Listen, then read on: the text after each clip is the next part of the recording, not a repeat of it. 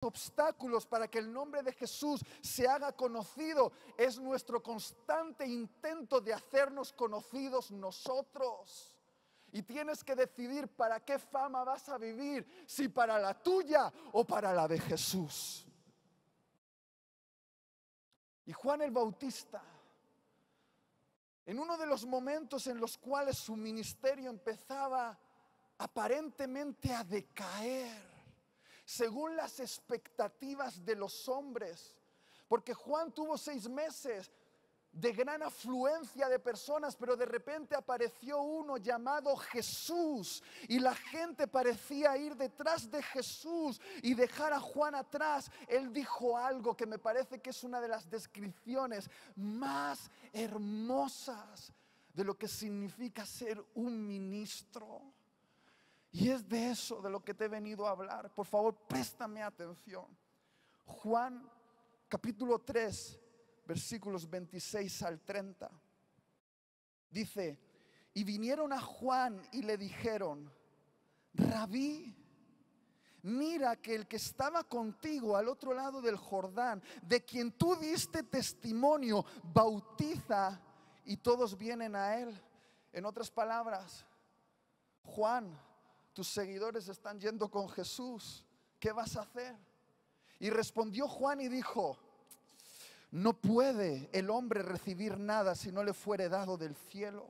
Vosotros mismos me sois testigos de que dije: yo no soy el Cristo, sino que soy enviado delante de él. Soy un precursor. Yo estaba anunciando el futuro, pero yo no soy el futuro. Y dice algo, presta atención: el que tiene la esposa es el esposo, mas el amigo del esposo que está a su lado y le oye, se goza grandemente de la voz del esposo. Así pues, mi gozo está cumplido. Es necesario que él crezca, pero que yo mengüe. Esta es una de las parábolas sobre el liderazgo más hermosas de toda la Escritura. Y me gustaría hablarte de ella, pero para esto necesito la ayuda de un novio y una novia. Por favor, que entren los novios.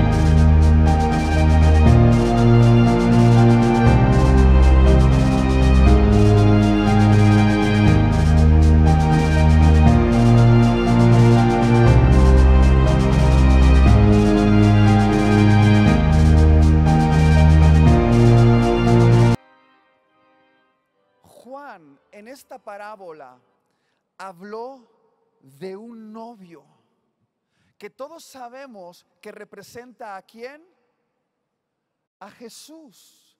Y habló también de una novia que todos sabemos que representa ¿a quién? A la iglesia. Y generalmente todos tenemos claro la imagen del novio y la imagen de la novia, pero Juan habló de un extraño personaje, lo que él definió como el amigo del novio, y se describió a sí mismo con esa imagen. Ahora, la mayoría de los que estamos aquí nos cuesta identificar qué significa el amigo del novio.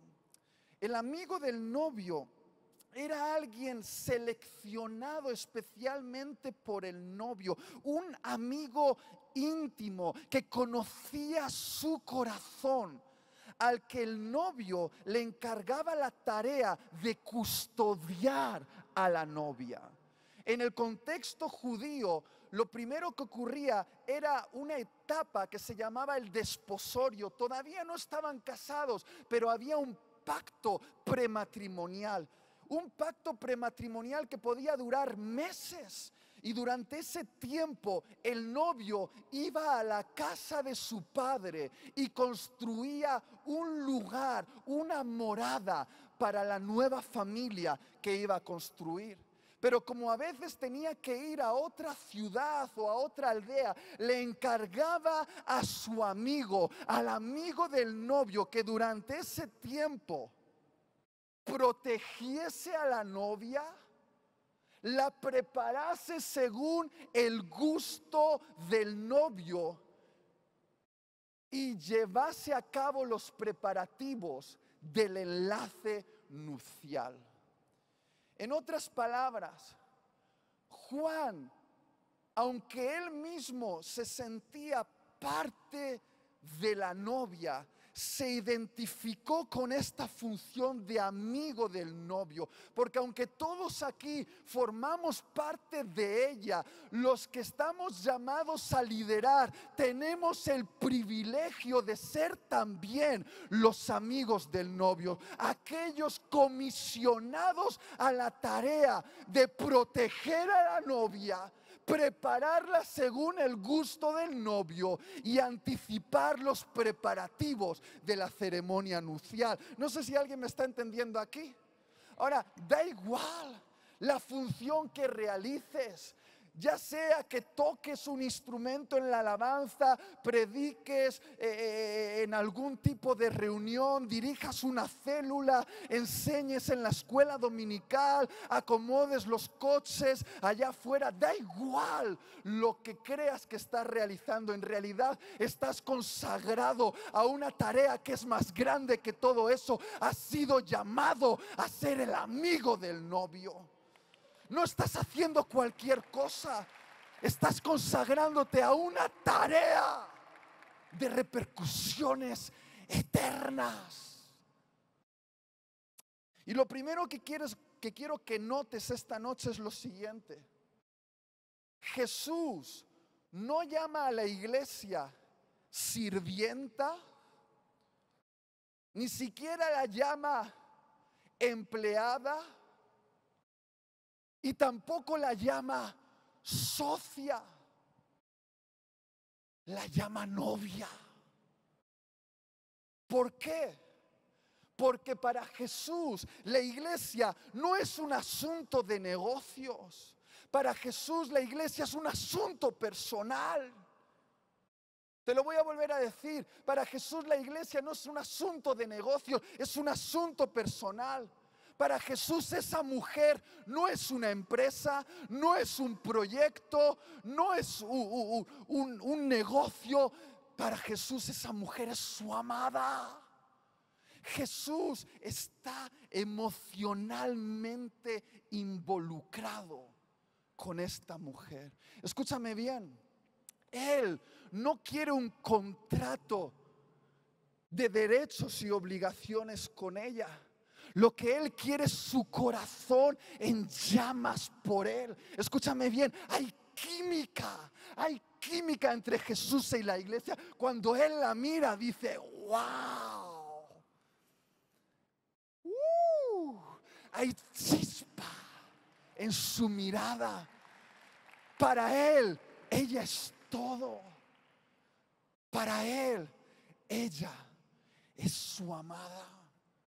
Un pastor me dijo, con buena intención, pero creo que equivocado, me dijo: Itiel, es que la iglesia es la empresa de Jesús y hay que administrarla para que sea productiva y eficiente. Y yo entiendo a lo que se refería con eso y puedo incluso apoyarlo en cierto sentido, pero Jesús no murió en la cruz para inaugurar una empresa. Jesús murió en la cruz para obtener un amante.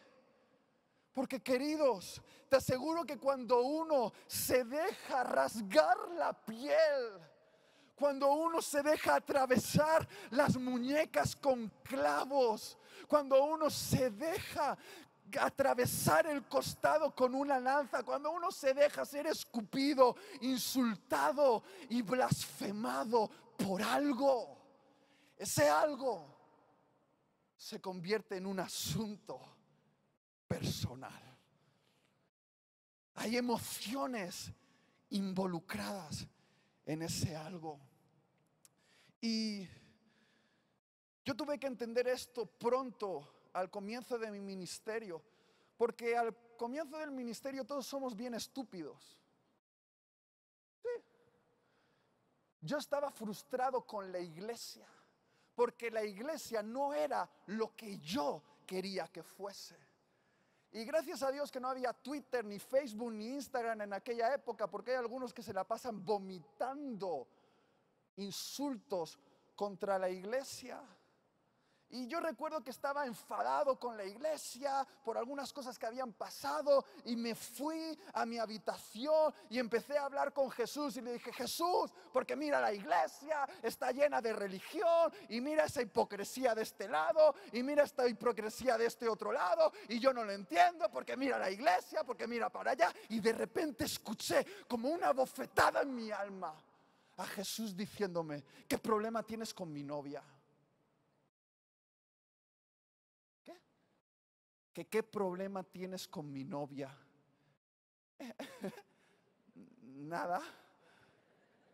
Y me dijo: porque si tienes problemas con ella, tienes problemas conmigo. Porque, dime una cosa, ¿cómo te sentirías tú si yo en tu misma cara le insultase a ella? Yo estoy seguro que tú conoces sus defectos, tú conoces sus manías, tú conoces sus recovecos oscuros, pero ¿qué tal si yo vengo y los expongo delante de ti con violencia? ¿Tú cómo te sentirías? A ver, dímelo. Lo primero que haría es pegarte, creo. Pues ahí tienes el mensaje, hermano.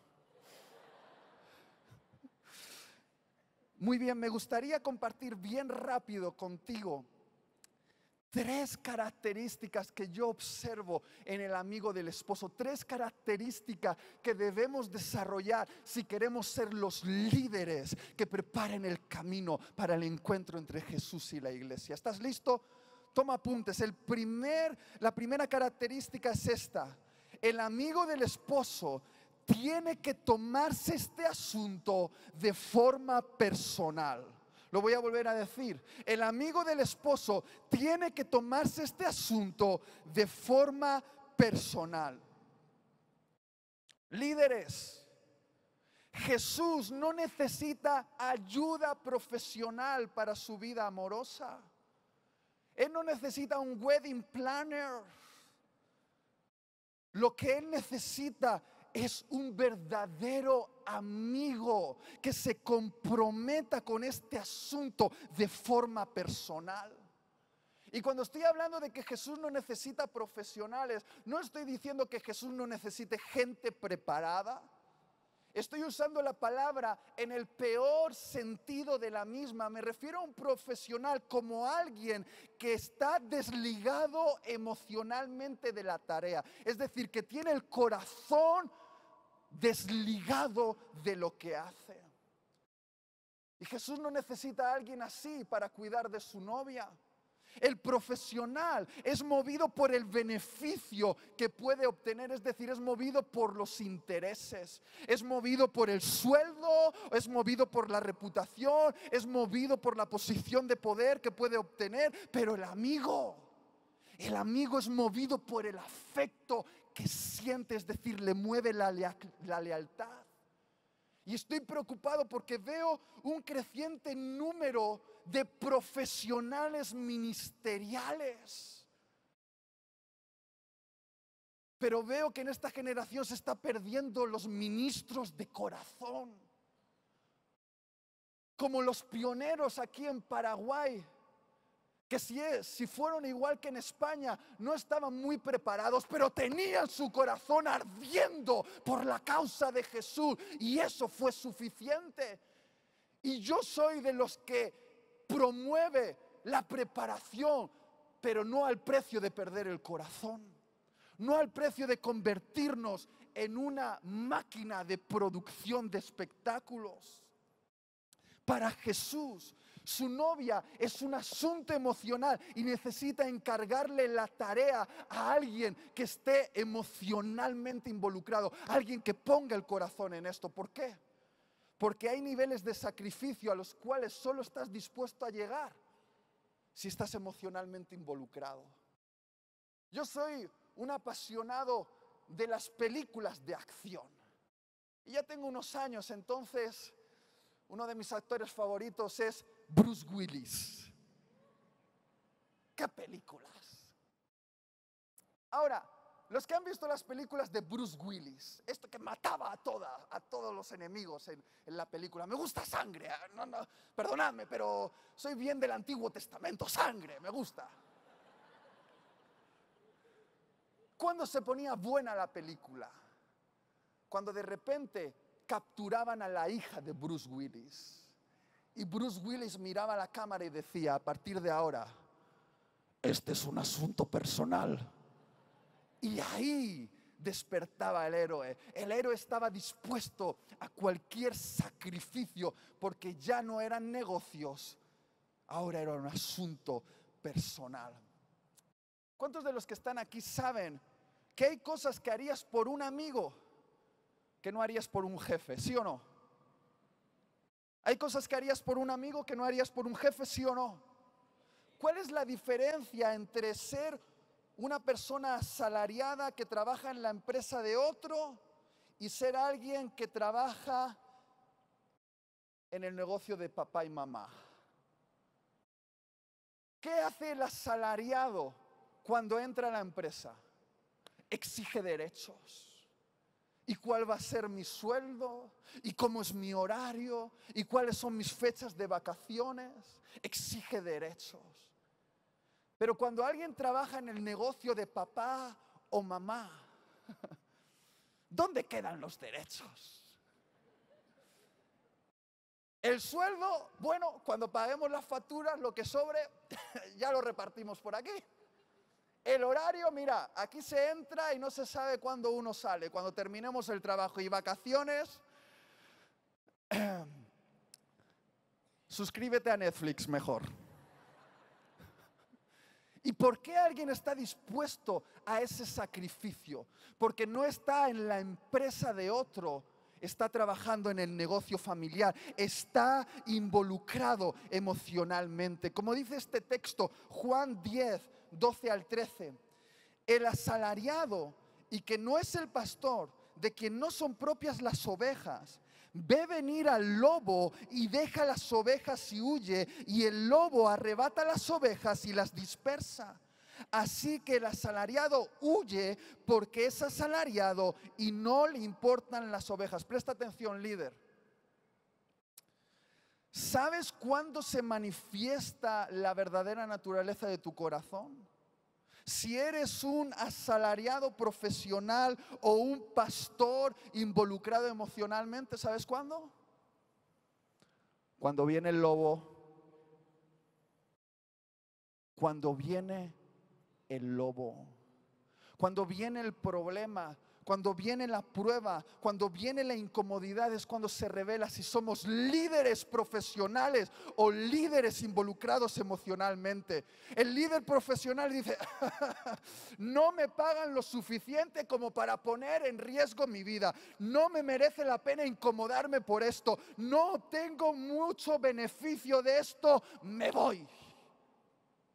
Pero el que está involucrado emocionalmente dice, por encima de mi cadáver, esta oveja es de mi papá y si la quieres tomar tendré que morir yo primero. Y ese es el tipo de ministros que busca Dios, como el pastorcillo David, que llegó a ser el rey de Israel, que cuando venía un oso o un león a arrebatar una oveja de su papá, él miraba cara a cara a esa bestia y le decía, por encima de mi cadáver. Y cuando Dios vio a un muchacho capaz de poner en riesgo su vida por una oveja, dijo, a este muchacho le puedo entregar el gobierno de una nación.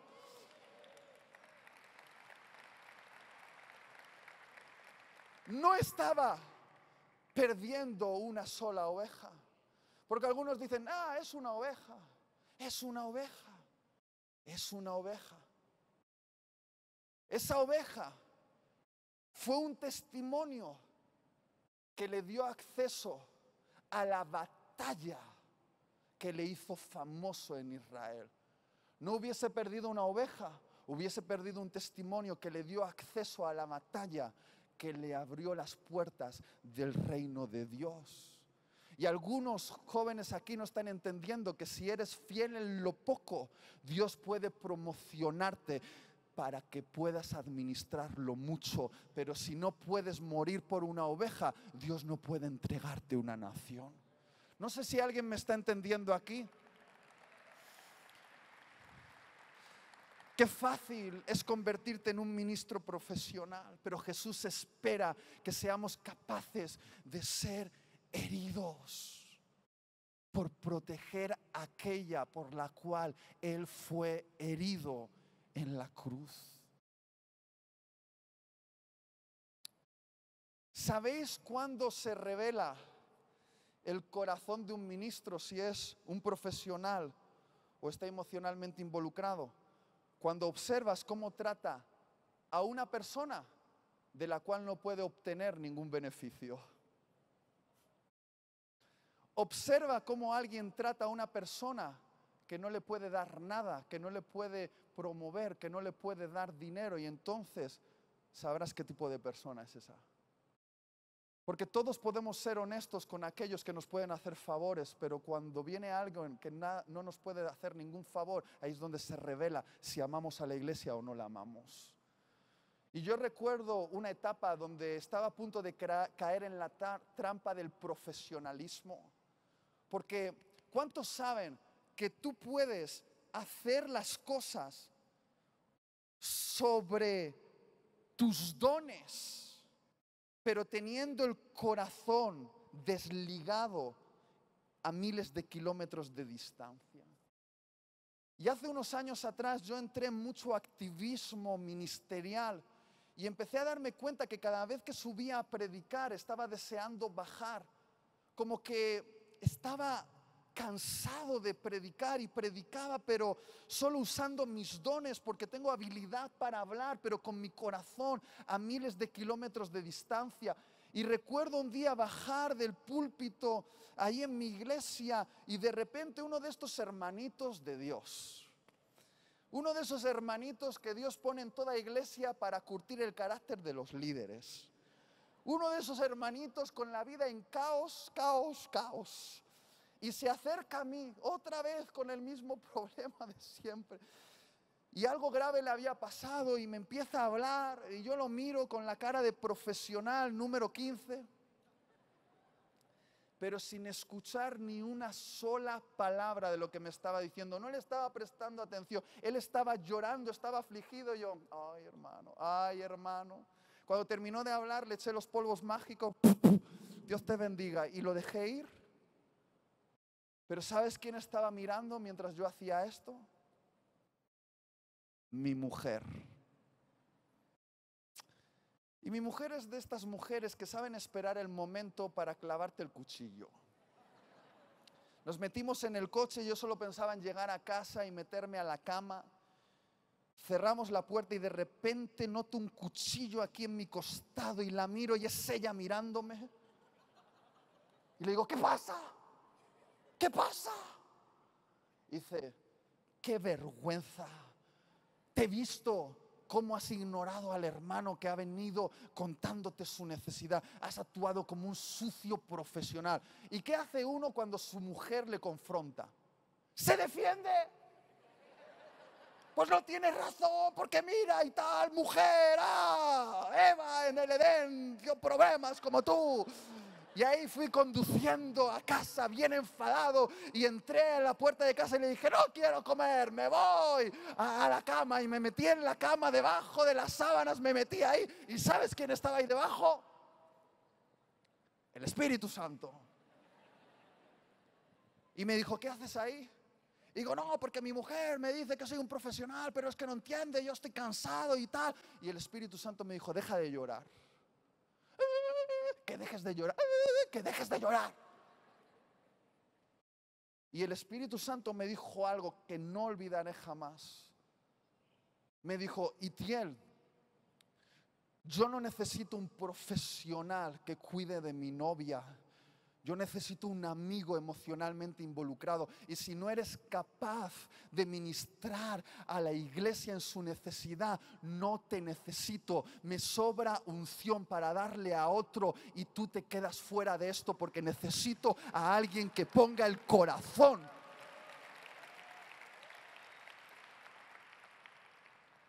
Y siempre que estoy a punto de despreciar a alguien, recuerdo eso. Recuerdo que no es alguien, es ella. Es la novia. ¿Alguien me está entendiendo aquí? ¿Tiene sentido? Segunda característica, voy rápido y termino.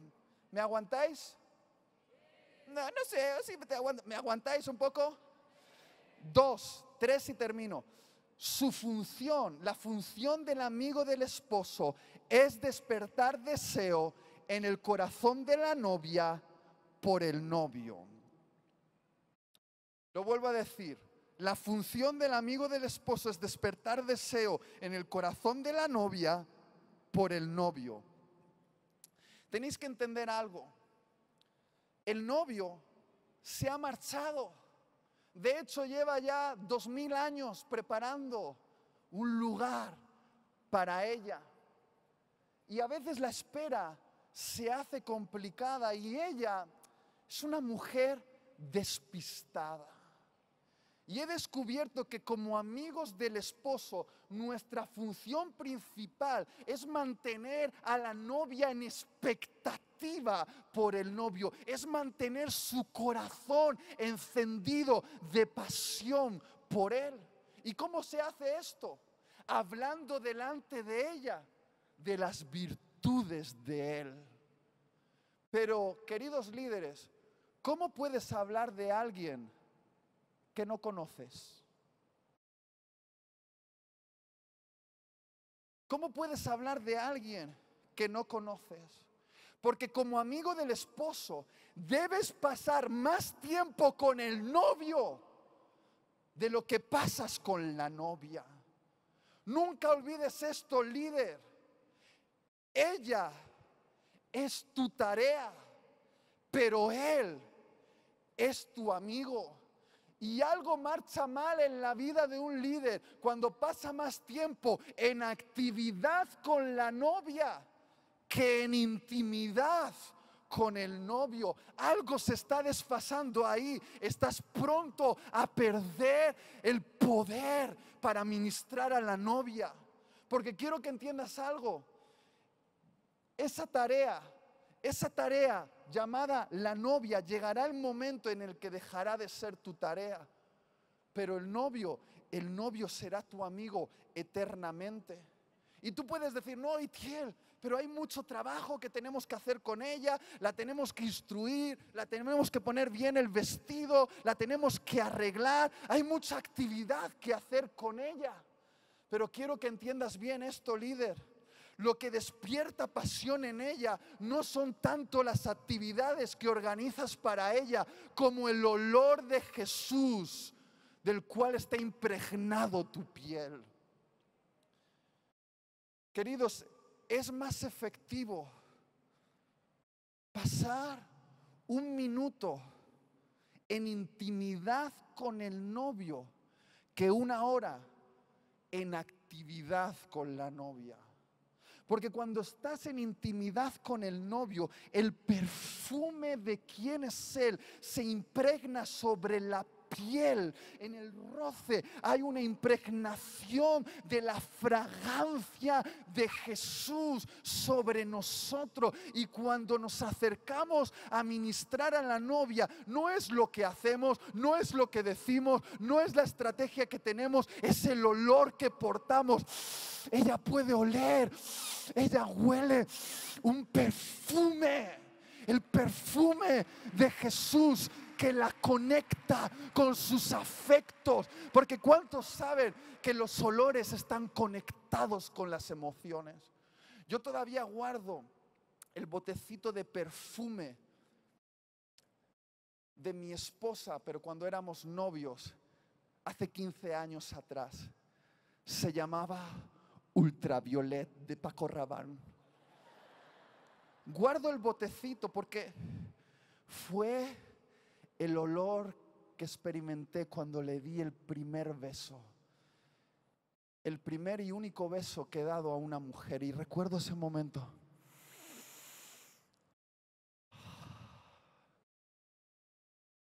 Y cada vez que yo paso un momento malo con mi esposa, me voy al baúl de los recuerdos, saco el perfume y lo huelo. Y hay una conexión de ese olor con una emoción.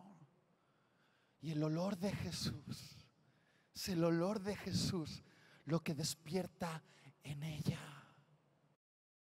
pasión por el amado. Segunda de Corintios 11, 2 y 3 dice: os he desposado con un solo esposo para presentaros como una virgen pura a Cristo. Pero temo que como la serpiente engañó a Eva, vuestros sentidos sean de alguna manera extraviados de la sinceridad, fidelidad a Cristo. ¿Alguien puede ayudarme al piano, por favor? Querido líder, si llevas un tiempo trabajando con la novia, te habrás dado cuenta de que ella se fascina rápidamente con otros amantes. Se distrae. De repente viene el amante del dinero, el amante de la fama, el amante de la lujuria. Intentan capturar el corazón de la novia, y es tu tarea como amigo del novio ponerte entre ella y esos falsos amantes y decirle: él es mejor que todos ellos son falsos, ellos van a violarte, ellos no pueden darte la eternidad que Jesús te ha prometido, y volver a traer el corazón de ella otra vez hacia él. Eso se llama santificar a la novia. Porque santificarla no tiene que ver con que si nos vestimos con corbata o hablamos en lenguaje Reina Valera o no nos afeitamos el bigote o llevamos faldas. La santidad tiene que ver con guardarte para el uso exclusivo de uno solo. Y eso es santificar a la novia. ¿Y cuántos están de acuerdo conmigo de que no hay manera de santificarla gritándole: ¡santifícate! ¡Santifícate!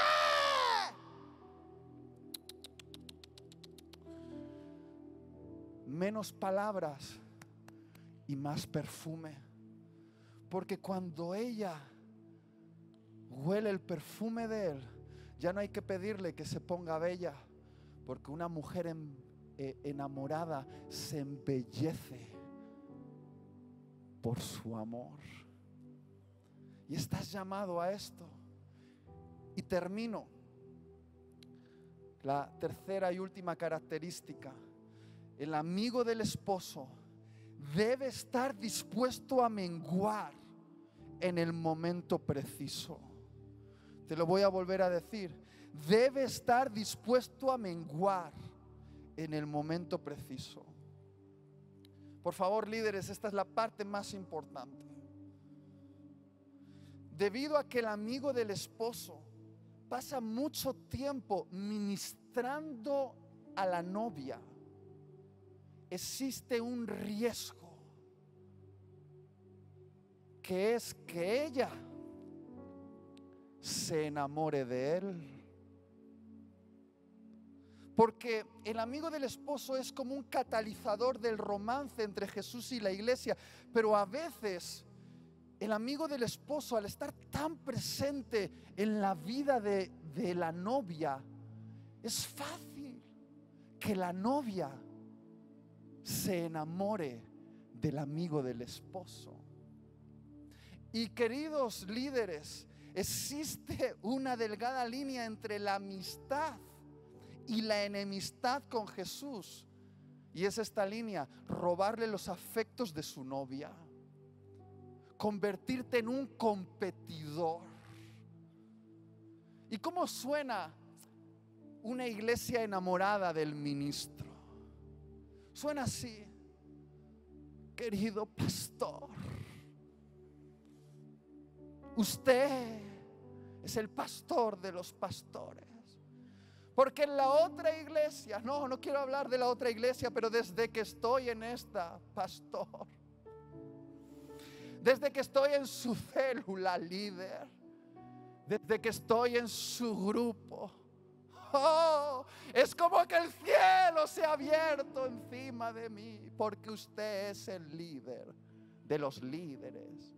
Cuando toma la guitarra y toca un acorde, puedo sentir los ángeles rodeando el lugar, porque oh adorador de adoradores, tú eres.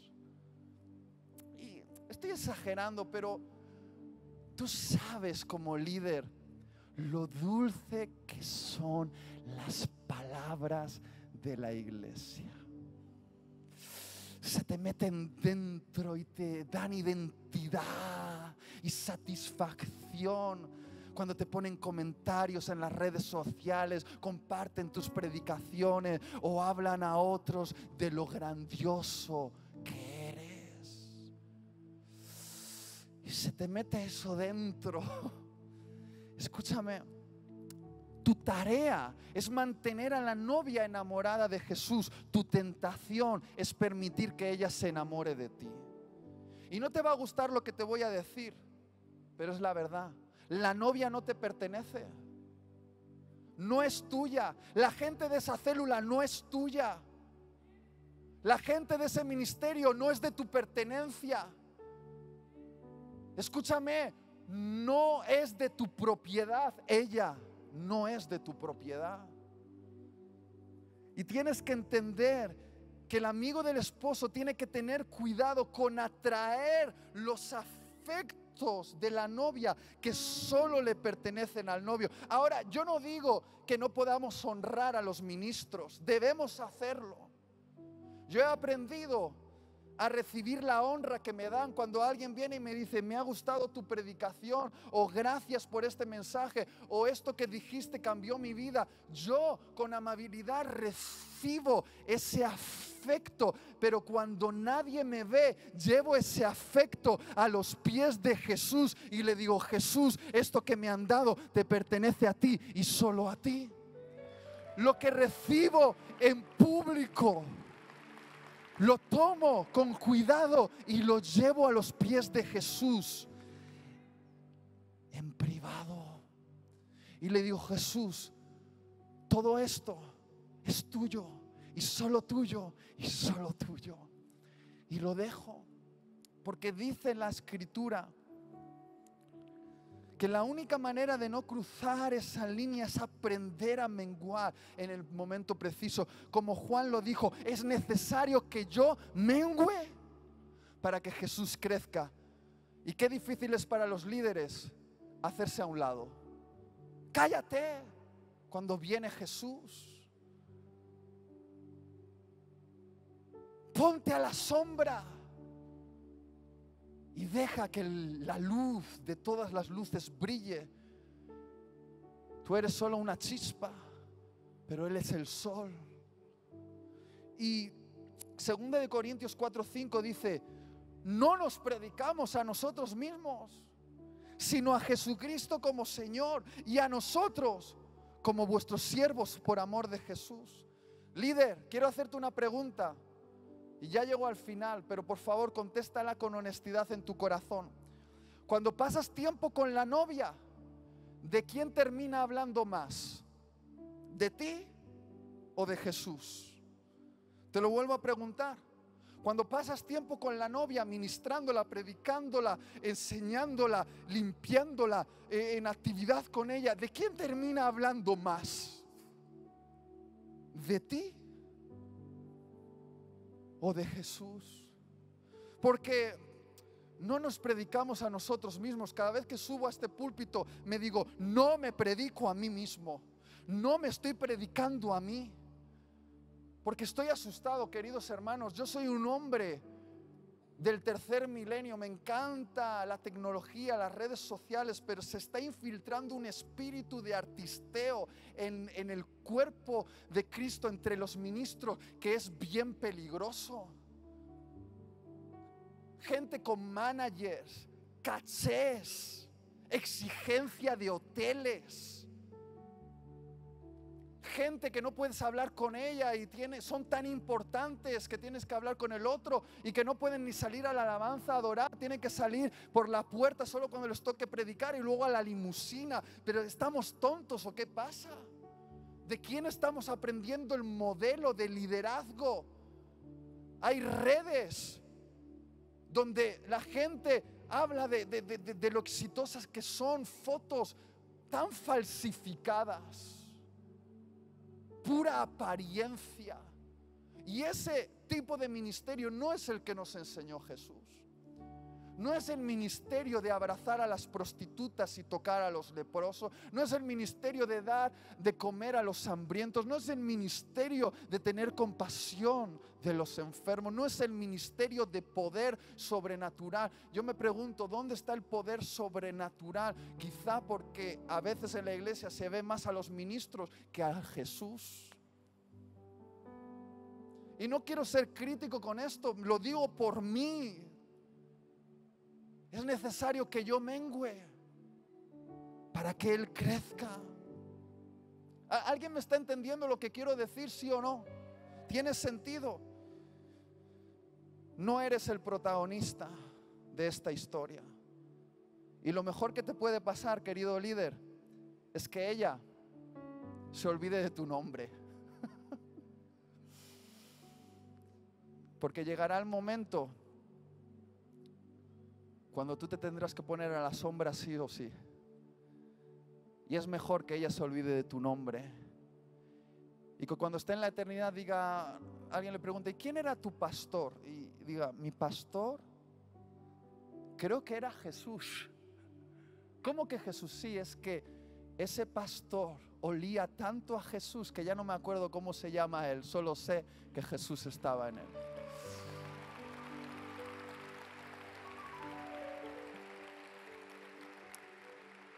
Y termino con esto.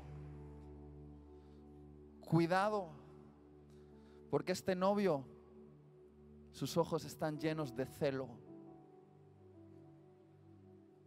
Cuidado con ponerle la mano encima a la novia. Mira cómo me mira. Hay una tensión en el corazón de Jesús cuando un ministro pone la mano encima a su novia. Ya está sintiendo ya. Llevo un tiempo para darme cuenta de que ministros están usando su posición de poder para abusar de la novia. Ya llevo un tiempo para ver cómo algunos usan su posición para acostarse con mujeres de la congregación, que usan su posición para sacar dinero a las familias, que usan su posición para doblegar con legalismo y someter a las personas bajo el yugo de la esclavitud. Y te voy a decir una cosa, Jesús aguanta mejor una ofensa contra Él que un abuso contra ella. Y Él es bien paciente, querido líder. Pero tienes dos opciones. Si estás extendiendo tu mano y tocando lo que no te pertenece, arrepiéntete. Habla con tu pastor y acepta la disciplina, porque es mejor la disciplina en amor que el celo de Jesús cayendo sobre ti. Quiero animarte a que te conviertas en un eunuco espiritual. Y algunos dicen, ¿a qué te refieres con un eunuco? Mira, Jesús, el Espíritu de Jesús llevó a Juan al desierto. durante 30 años. ¿Y qué hizo en el desierto? Castró sus instintos. Los eunucos eran gente castrada. No tengo que explicarte de qué, ¿verdad? Los eunucos eran las personas a las cuales los reyes les daban la tarea de cuidar de sus reinas. Porque al tener sus instintos castrados, podían ver a la reina desnuda y aún así ella estar segura en la presencia de ese eunuco. Y sabes qué, cuando uno es líder va a ver la desnudez de la iglesia, va a ver cosas. Y Dios quiere saber si has pasado por el desierto, si has permitido que el cuchillo del Espíritu castre tus instintos carnales. Y solo hay un camino para esto: la oración y el ayuno.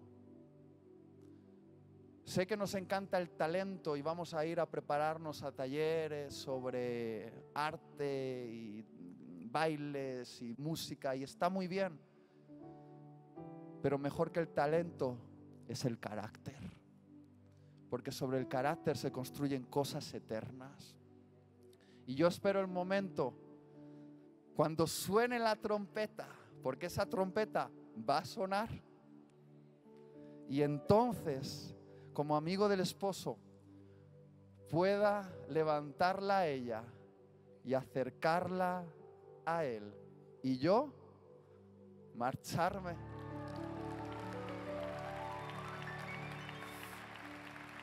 Un aplauso para estos novios.